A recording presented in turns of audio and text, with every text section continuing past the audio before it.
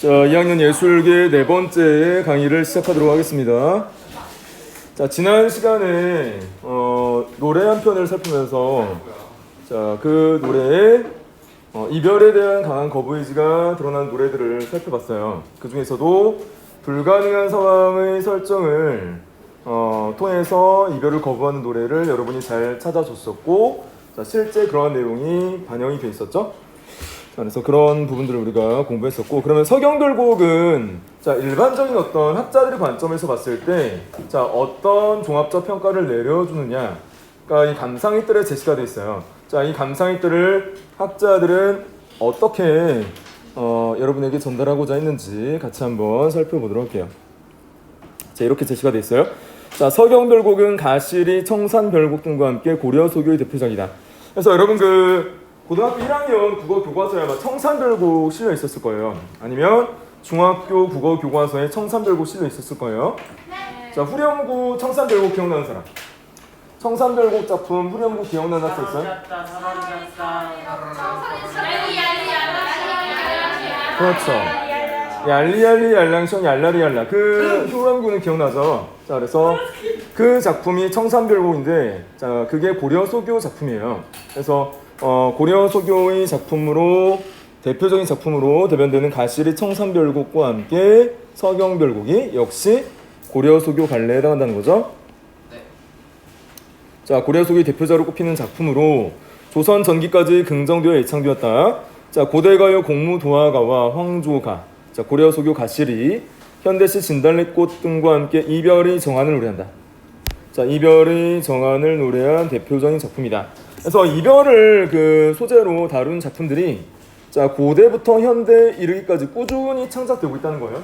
자, 고대가요, 그러니까 국가가 성립하기 이전 단계부터 자, 고대 국가가 성립한 단계, 자, 그리고 현대에 이르기까지 자, 이별과 사랑의 노래가 지속적으로 창작이 되고 있는 이유가 있어요.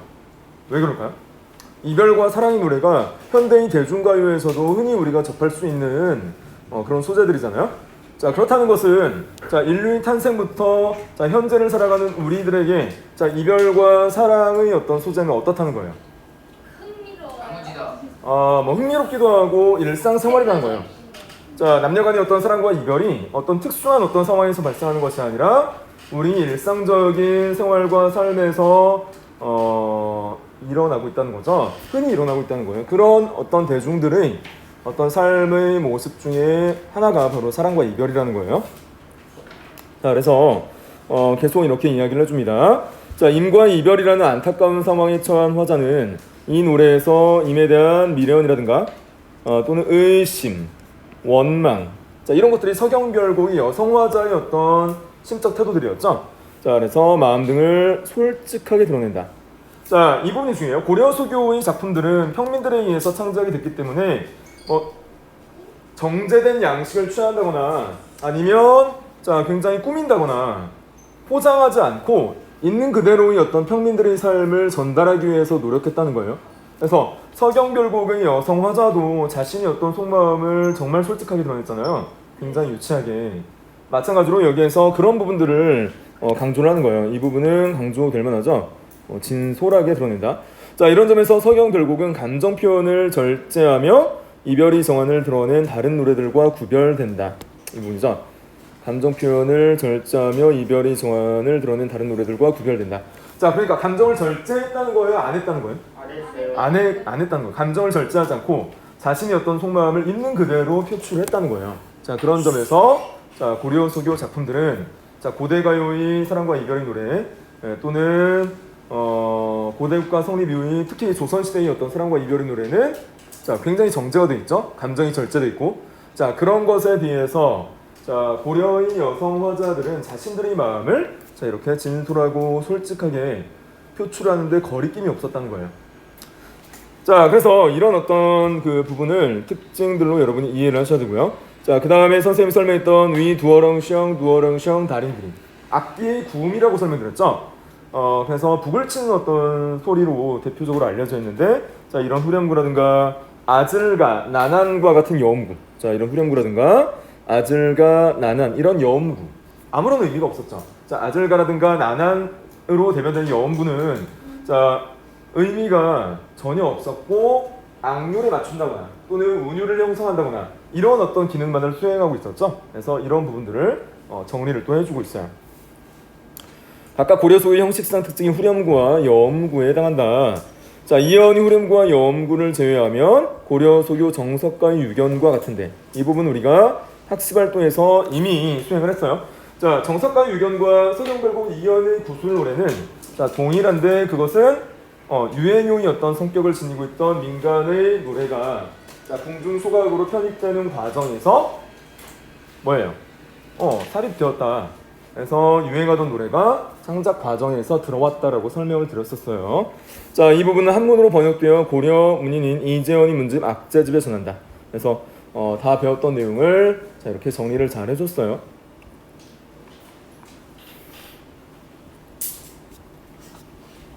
자, 그 다음 우리가 배울 작품은 평시조 작품이에요. 자, 시조 관련해서 우리가 배울 텐데 중학교 3학년 혹은 초등학교 교과서에도 시조는 실려 있습니다.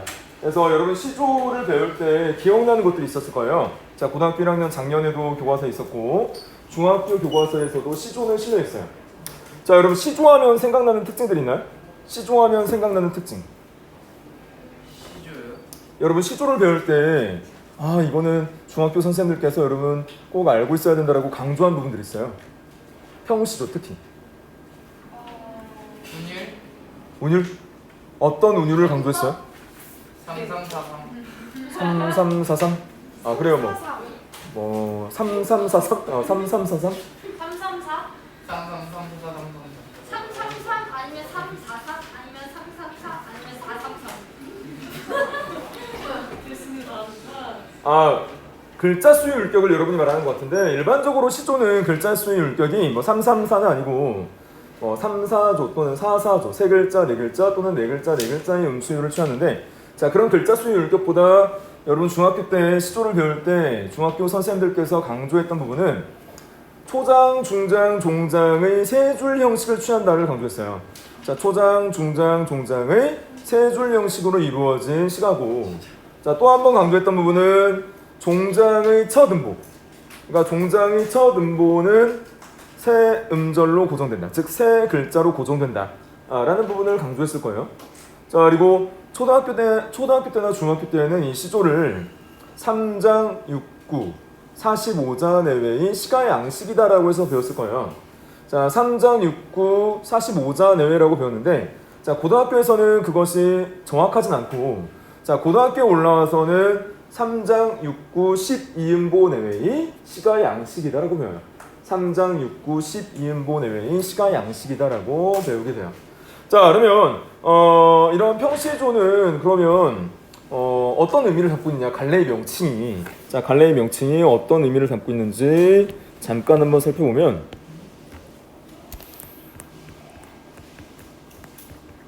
자, 시조는 무엇의 약자일까요? 이 약자예요. 여러분 약자 좋아하죠? 두 문자만 따서 여러분 그 신조어 만드는 거 좋아하잖아요. 네. 안 그래요? 맞아요. 그래서 자, 시조도 두 문자만 따서 약어로 만든 겁니다. 당시 선조들이. 자, 시조의 정식 명칭은 뭘까요, 원래? 시조의 정식 명칭. 한시 자, 두 문자를 앞 글자만 땄으니까 여러분이 한번 추론을 해보세요. 시조는 무엇의 약자일까요? 시조 시조 시조세 뭐라는 거야? 시로 만든 조각 조상 자, 이 시조는 시절 가조의 약어입니다. 시절 가조.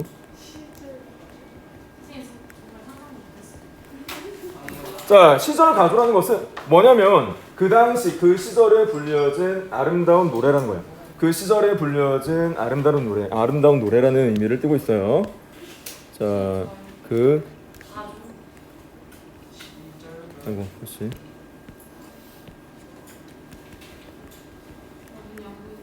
불린 자, 그 시절에 불린 노래라는 의미를 담고 있는데 별 의미는 아니죠. 자, 그 시절은 평시조가 고려 말에 탄생을 했으니까 자, 고려 말에서 조선시대에 널리 불려진 어떤 시가 양식이에요. 그래서 시조는 다시 한번 설명드리면 이 양식이 고려 말에 탄생합니다.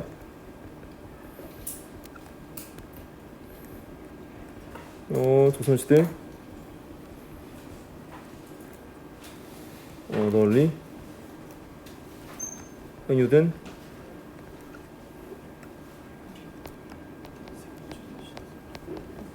오전 시가요.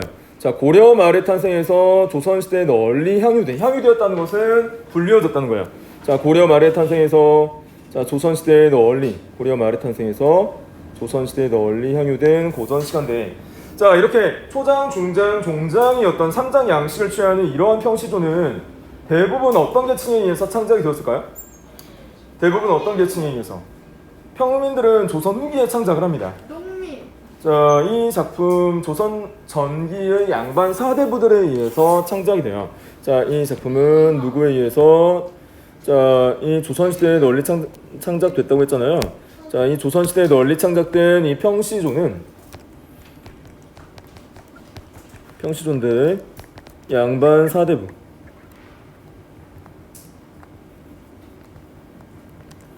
자, 양반 사대부가 창작층입니다. 주 창작층이에요.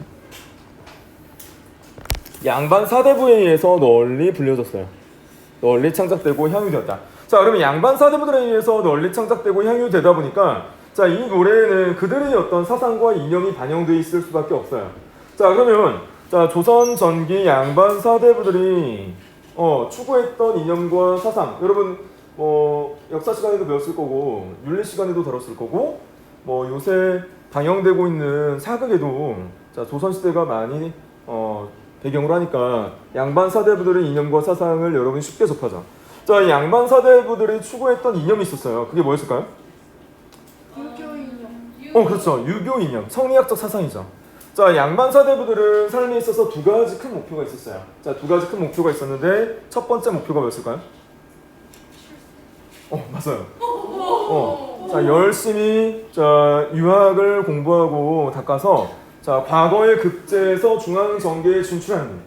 자, 과거의 급제에서 중앙 정계에 진출하는 일 첫 번째 인생 목표. 자, 두 번째 삶의 목표가 뭐였을까요?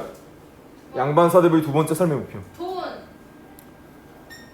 양반 사대부들은 소박한 삶을 지향합니다. 어떤 부업, 명예는 추구하지만 크게 어떤 돈을 추구하는 어떤 상인의 모습은 배격했어요. 그래서 돈을 벌려면 사농공상 조선시대의 계층구조 안에서 가장 미천한 어떤 상인들이 추구하는 행위였어요. 이윤 추구 행위는. 자, 사대부들은 그 중앙 정계에 진출하고 나서 두 번째 삶의 목표가 은퇴해서 자연 속에 은거하는 삶. 자, 은퇴해서 자연 속에 은거하면서 한가롭게 살아가는 삶. 이 삶을 두 번째 삶의 목표로 삼았어요. 자, 그렇죠. 자연인이죠. 자, 그렇다 보니까 이 평시조에는 그들의 사상과 이념이 반영되어 있는데, 자, 이들의 어떤 삶의 목표를 비추어 봤을 때, 자, 이런 내용들이 반영되어 있어요. 첫 번째, 아까 여러분이 말했던 유학을 숭상하고 성리학을 공부하는 학자들이었으니까 유교적 윤리의식. 자, 유교적 윤리의식이 반영되어 있는데 이 유교적 윤리의식은 자, 일반적으로 세 가지로 대별됩니다. 뭐였을까요? 유교적 이념, 유교적 윤리의식은 세 가지 정도로 정리할 수 있는데 자, 그게 뭘까요? 맞아요. 효도. 좋습니다. 효도. 부모에 대한 효도 맞아요. 부모에 대한 효도가 세 가지 중에 하나였어요. 나머지 두 개는 뭘까요? 잘못한 사람을 벌하라. 예. 그래요. 벌해야죠. 자, 양반 사대부들이 추구했던 나머지 두 가지 이념이 있었어요. 자, 힌트를 주면 임금에 대한 그렇죠. 충성. 부모에 대한 효도. 자, 마지막 세 번째는 현대 여성들에게 굉장히 비판을 받을 만한 부분인데 마지막 하나 남은 건 남편에게 맞아요. 거의 비슷했어요. 지아비에 대한, 즉 자신이 남편에 대한 지조와 절개를 지킬 것을 자, 세 가지 어떤 이념으로 삼았어요. 그래서 자, 유교적 윤리의식에는 충, 효, 열.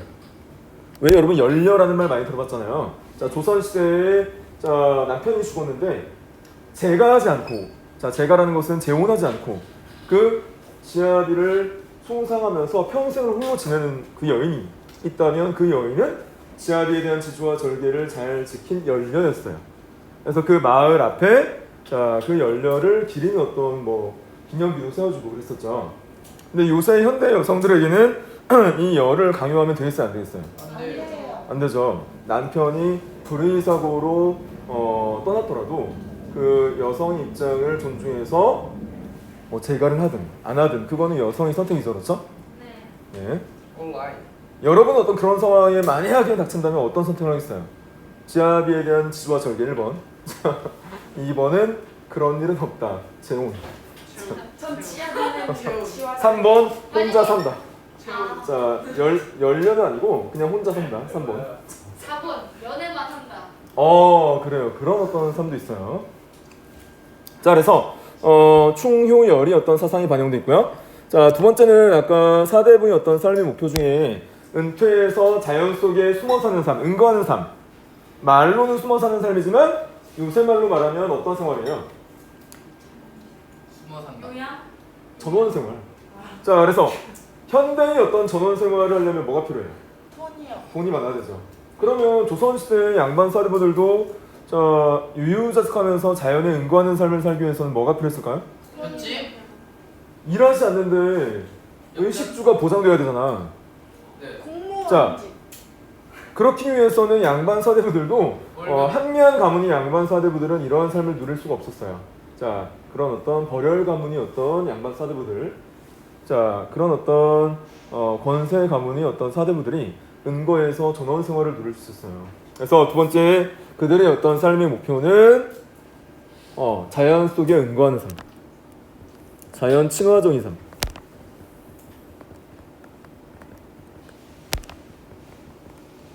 삶의 태도가 드러나요. 이 자연 친화적 삶의 태도를 우리가 다른 말로 뭐라고 하냐면 친환경. 강호환정적 삶이라고 합니다. 신앙 중에 강호환정적 삶. 자, 강호환정적 삶이 뭐냐면 여러분 수능 용어로도 자주 등장하는데요. 이 강호라는 것은 강과 호수라는 의미예요. 자, 강호라는 것은 강과 호수인데 이 강과 호수는 실제로 강과 호수를 의미하는 것이 아니라 자연을 대변해주고 있어요. 자연을 대변해주는 대유법이 쓰인 겁니다. 자, 그래서 강호라는 것은 여기에서 뭐라고요? 자연이에요, 자연. 한정이라는 건 뭐예요? 한정? 제한돼 있다? 한정이라는 것은 한가로운 정서입니다. 한정이라는 것은 한가로운 정서. 한가로운 정서요. 마음. 그렇죠, 한가로운 마음. 그러니까 자연 속에서 한가로운 어떤 정서를 느끼면서 살아가는 삶. 자, 그 강호환정적 삶을 자, 두 번째 어떤 삶의 목표로 삼았어요. 자, 그러다 보니까 조선 전기 양반 사대부들에 의해서 창작된 시가 작품들. 예를 들어서 조선 전기 평시조라든가 조선 전기 가사문학 작품이라든가 자, 이런 어떤 작품군들에는 자, 이런 충효열과 같은 유교적 윤리의식이라든가 아니면 자연 속에 은거하는 삶인 강호환정적 삶이 잘 반영이 되어 있어요. 그러면 오늘 우리가 배우고자 하는 이황 선생의 고인도 날 못 보고라는 어떤 평시조에는 이러한 유교적 윤리의식이라든가 강호환정적 삶이 드러나 있는지를 살펴봐야겠죠? 그렇죠? 네. 이황 선생 여러분 매일 보죠. 자, 이황 선생 매일 어디서 봐요? 온라인으로 1,000원? 1,000원짜리 앞면에 항상 우리를 보면서 미소를 짓고 있잖아요. 그렇죠? 이황 선생. 여러분 이제 1,000원짜리 안 쓰나요, 잘? 네. 밀려났어요. 그럼 5,000원짜리 이 선생을 많이 쓰나요? 아니야 1,000원짜리. 아니면 5만원짜리 신사임당. 카드요. 자, 학생증을 만. 누가 요새 집회 쓰냐? 카드지. 네. 많이 제 얼굴이죠, 선생님. 학생증 있는. 자, 그래서 여기에서 초장, 중장, 종장에 어떤 삶의 모습이 반영되어 있는지를 볼게요. 네. 자, 고인도 날 못 보고 나도 고인 못 뵈라고 했어요. 자, 고인이라는 의미가 중요합니다. 자, 여기서 고인이라고 하는 것은 직설적으로 풀이하면 옛날 사람이에요. 옛사람인데 이 옛사람은 그냥 옛사람이 아니라 당시 이황 선생이 추구하던 자, 그런 선현들이에요. 선인들. 자, 그래서 여기서는 선현 또는 군자 정도로 우리가 정리할 수 있어요. 자, 성현 성현 또는 군자. 자, 사대부들은 군자의 어떤 삶을 또 목표로 삼습니다. 그래서 고인도 날 못 보고, 자, 고인이라는 것은 성현과 선인들이지만, 자, 지금 화자가 그 고인들, 즉 성현들을 대면할 수 없는 상황에 놓여 있어요. 자, 왜 그렇죠? 이 성현들은 이미 돌아가시고 안 계시기 때문에 내가 직접적으로 만날 수 없다는 거죠. 자, 고인도 날 못 보고 나도 고인을 못 본다. 그러니까 고인과 화자는 지금 어떤 상황에 놓여 있는 거예요? 보지 못하는 사람. 그렇죠. 화자와 고인은 시간적, 공간적, 시간적, 공간적으로 단절돼 있죠. 네. 자, 시간적, 공간적으로 단절되어 있는 이런 상황 속에 놓여 있어요. 자, 시간적, 공간적으로 단절되어 있으니까 만날 수가 없죠. 네. 자, 그래서 고인도 날 보고 나도 고인 못돼라고 했어요. 자, 그러면 자, 내가 추구하고자 하는 성현들의 삶을 본받기 위해서는 자, 고인을 뵈서 고인을 만나 뵈서 그 삶의 가르침을 얻어야 할 텐데, 자, 만날 수 없으니 내가 어떻게 할 것이냐는 거예요. 자, 여기에서 고인을 못 본다라는 말이죠. 고인을 못 뵈. 자, 그다음 고인을 못 봐도가 또 이어져요. 자, 이 부분이 또 출제 예상이 되는 중요한 부분인데요. 자, 여기에서 이 부분이 왜 출제 예상이 되냐면 고인을 못 뵈라는 초장의 마지막 구절이 중장의 첫 구절로 똑같이 그대로 이어져요. 자, 그래서 고인 못 뵈가 그대로 이렇게 고인을 못 봐도로 그대로 이어지죠. 자, 이런 어떤 문학적 기법과 수사법을 우리가 연쇄법이라고 합니다. 자, 여기 연쇄법 제시가 되어 있네요. 자, 이 부분을 우리가 연쇄법이라고 해서요. 연쇄적으로 이어진다는 거예요. 자, 연쇄적으로 이어진다라고 해서 고인 못 뵈 다음 중장의 첫 구절이 고인을 못 봐도로 또 이어지죠. 자, 이런 부분들을 우리가 연쇄법이라고 합니다.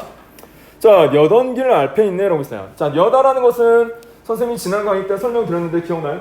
여다는 두 가지 의미가 있었죠. 두 가지 의미가 있어서 강조했고 그 부분은 다른 시간에서도 이렇게 나오니까 그 의미를 파악해 둬야 된다고 했었죠. 자, 이 기본 동사 여다. 자, 이 기본 형태가 있었잖아요. 여다였잖아요. 자, 이 여다에는 두 가지 의미가 있었죠. 두 가지 의미 뭐였어요? 살다. 가다. 첫 번째 가다. 두 번째 살다.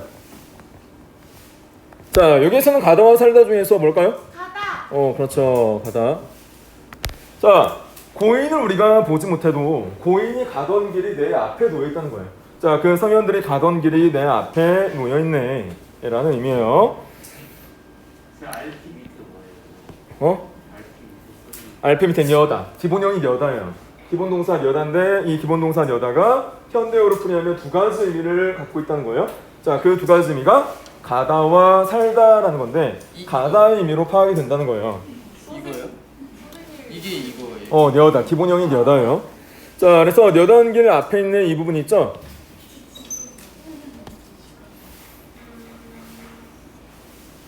자, 여던길 알페 인내가 종장의 첫 구절로 또 이어집니다. 자, 역시 뭐가 적용되어 있는 거예요?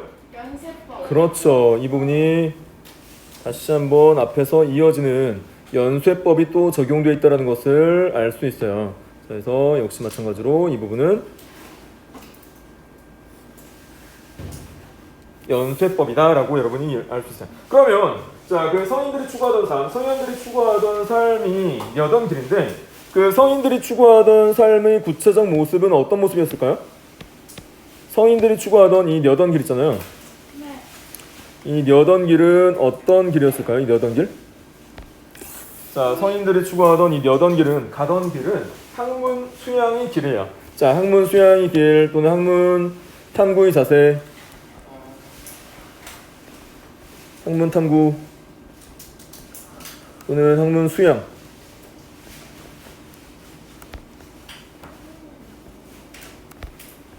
왜 유교적 윤리의식을 추구하고 유학을 공부해야 되니까 자, 그 성현들이 가던 삶이 내가 따르던 삶이잖아요, 화자가. 그래서 화자가 따르고자 하는 삶은 앞에 있는 성현들의 삶인데 그 앞에 있는 성현들의 삶은 학문 탐구와 수양의 길이었다는 거예요. 자, 그렇게 여러분이 받아들이시면 될 것 같아요. 그래서 학문 수양의 길이 내 앞에 있거든. 아니냐고 어쩔고. 자, 이 부분이 핵심 부분이죠.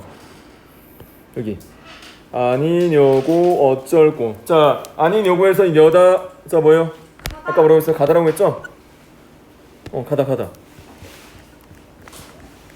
야, 학문 수양의 길이 내 앞에 놓여있는데 그 성인들이 추구하던 학문 수양의 길을 내가 아니 가고 어찌하겠느냐. 아니 가고 어찌하겠느냐라는 이 수사의 문문, 서리법은 자, 결국은 무엇을 강조하는 의미가 되겠어요?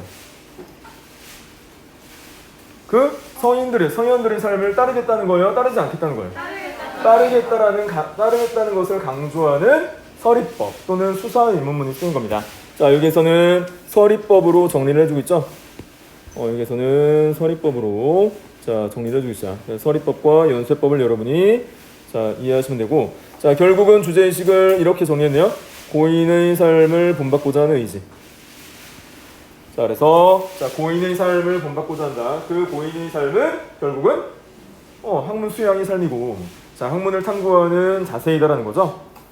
자, 그래서 전체적으로는 이 유황 선생이 나중에 후학들을 이제 양성을 하죠. 여러분 1,000원짜리 그 이황 선생 뒷면에 또 어떤 그림이 있죠? 그거요. 나무.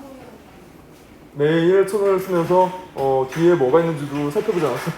문자 같은. 뒤에 도산서원이 있잖아요. 이황의 도산선.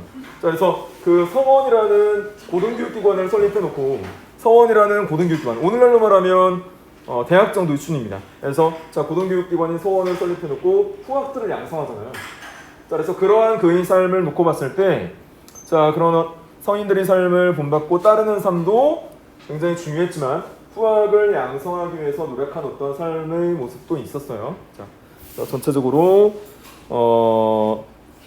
학문 수양에 대한 의지를 노래했다라고 보시면 되겠어요. 그래서 표현상의 특징을 여기에서 잘 보여주고 있죠. 자, 세 가지 표현상의 특징을 정리해주고 있는데 첫 번째 특징 뭐라고 했어요? 대구법. 자, 두 번째 연쇄법.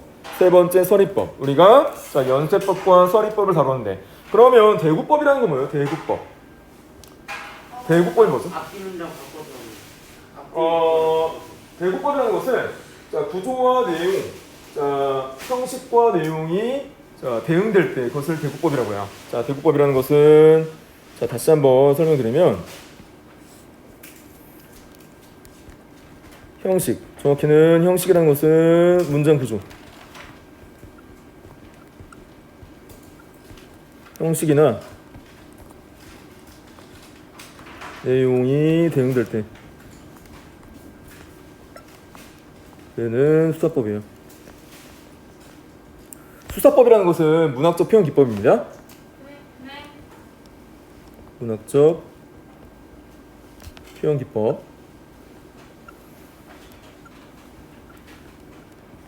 그래서 형식, 문장 구조나 내용이 대응된다는 거예요. 자, 문장 구조나 내용이 대응된다. 자, 이 수사법을 우리가 대구법이라고 해요. 그러면 어떻게 문장 구조가 대응되는지를 볼게요. 자, 이렇게 끊어지는데 자, 보면 고인도 날 못 보고를 보세요. 고인도 날 못 보고를 보면 고인도와 나도가 대응이 되죠. 자, 그다음에 날 고인이 대응이 돼요.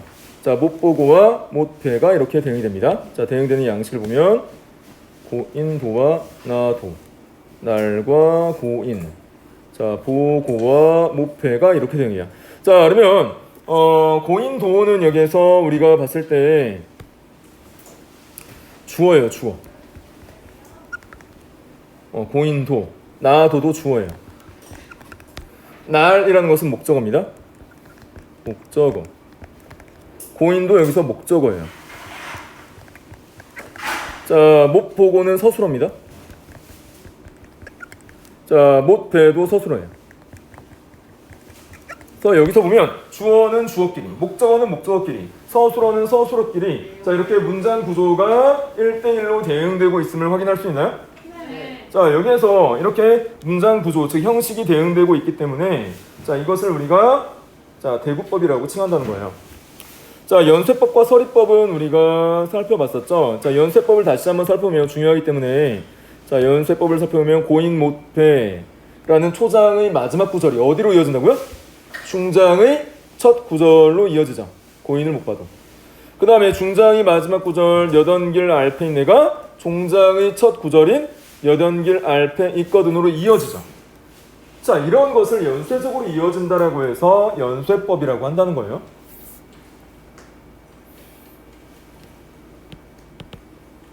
연쇄적으로 이어지는 모습 이렇게 이어지고, 자, 이 여던길 알페인네가 역시 이렇게 이어지죠.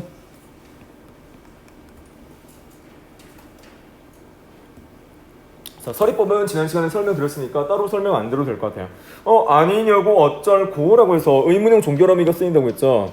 자, 여기서 어쩔고라고 해서 여기 의문형 종결어미죠.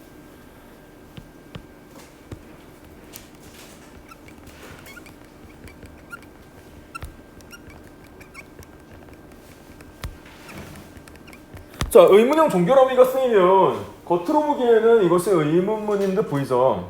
자, 의문문인 듯 보이지만 실제적인 의미 파악은 뭐라고 했어요?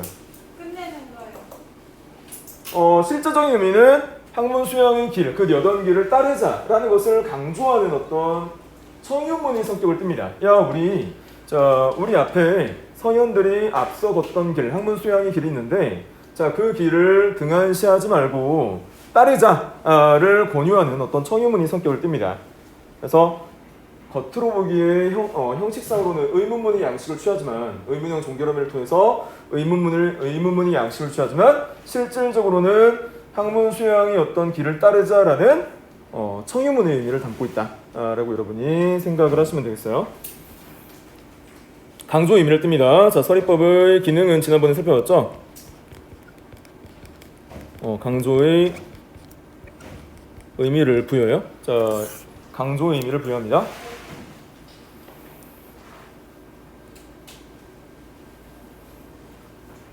자, 넘어가도 될까요? 네. 네. 넘어갈게요.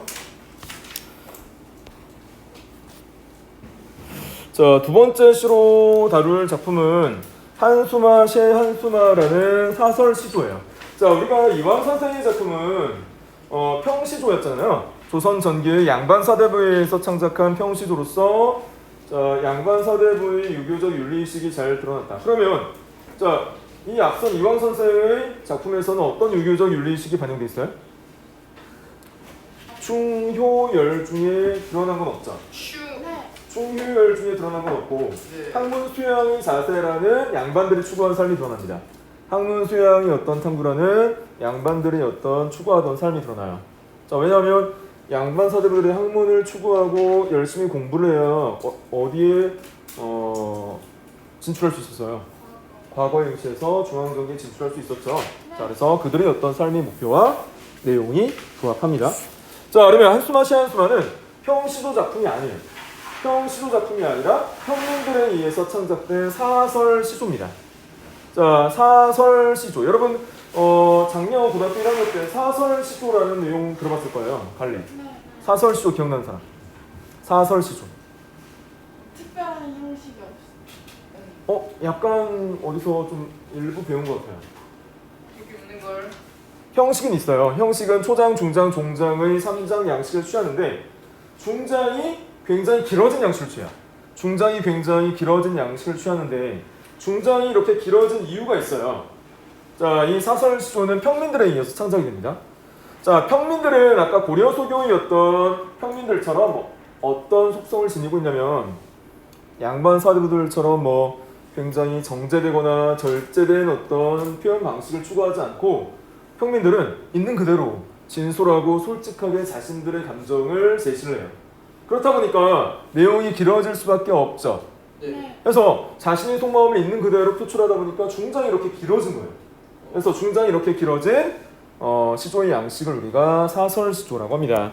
그래서 한수마 시 한수마는, 자, 가 작품이 평시조였다면, 자, 이 작품은 사설시조예요. 자, 사설시조의 정의를 내리면 어떻게 정의를 내릴 수 있다고요? 중장의 길다. 길이가 길어진, 중장의 길이가 길어진 평민들에 의해서 들이 창작하고 향유한. 향유라는 것은 즐겼다는 거예요. 자, 향유한 조선 후기 시조. 자, 중장의 길이가 길어졌다는 것이 핵심 포인트입니다. 그래서 중장의 길이가 길어졌어요. 자, 평민들에 의해서 창작이 되고 향유한 조선 후기 시조예요. 자, 그래서 중장의 길이가 길어졌다는 것은 그만큼 아까 말씀드렸다시피 평민들이 속마음을 있는 그대로 정제하지 않고, 자, 절제하지 않고 표출했다라는 것을 의미해요. 자, 평민들의 작품이다 보니까 일상어들이 많이 씁니다. 사대부들은 평시조에 한자어를 많이 사용해요. 한자어를 많이 사용하지만 평민들은 뭐 문자를 익힐 수 있는 기회도 없었을 뿐더러, 자, 있는 그대로 자신들의 어떤 속마음을 표출하다 보니까 일상적인 우리말을 많이 써요. 일상적인 우리말을 많이 사용합니다. 그래서 여러분들이 이 사설시조를 이해하기가 훨씬 쉬워요. 뭐 의미를 파악할 필요가 없습니다. 그래서 같이 한번 살펴볼 텐데, 자, 한수마라고 있어요. 자, 한숨. 여러분은 한숨을 언제 내셔요? 한숨. 답답할 때. 답답할 때. 그렇죠. 답답하면 한숨이 나오죠. 힘들 때. 힘들 때. 그래요. 맞아요. 자, 또 어떨 때 한숨을 내셔요? 좌절했어요. 좌절. 아, 시험 공부 열심히 했는데 5점 나왔어요. 그러면 좌절하고. 네, 좌절해요. 그래서 5점 정도면 그냥 바보 아닌가요? 5점 정도면 참인걸? 근데 이런 학생도 있어요. 망해서 막 울고 있어. 근데 다음날 보니까 평가해 보니까 한 개 틀렸어. 뭐 이런 학생도 있어요. 있긴 있어요. 그래서 상황이 뭐 여러 가지 상황이 있는데, 자, 대부분 한숨을 내쉬는 것은 마음이 답답할 때 한숨을 내셔요.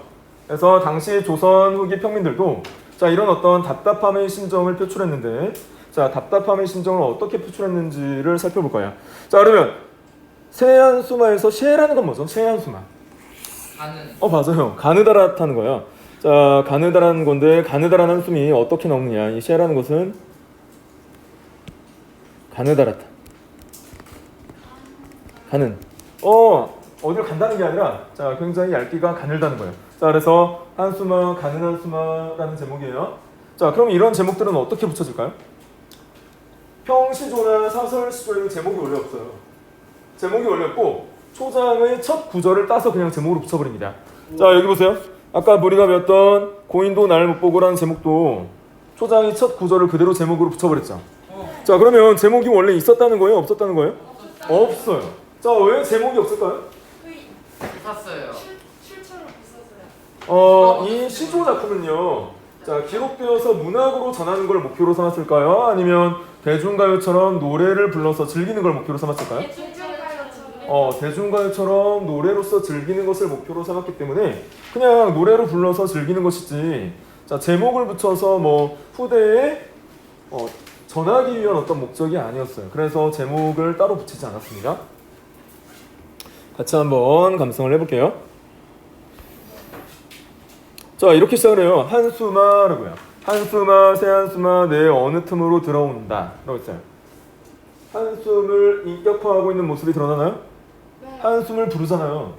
자, 생명이 없는 한숨을 한수마라고 해서 불러준다는 것은 한숨에 인격을 부여했다라는 의미가 되거든요. 자, 그래서 여기서는 한수마라고 해서 인격을 부여했어요. 한숨에 인격을 부여했어요. 이렇게 생명이 없는 대상에 인격을 부여하는 표현 기법을 뭐라고 배웠어요? 그렇죠. 의인법.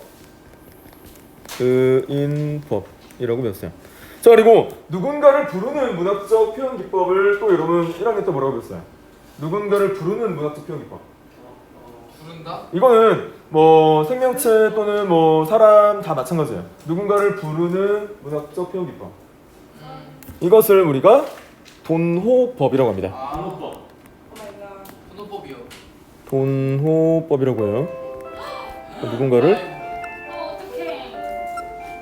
어떡해. 누군가를 부르는 표현 기법.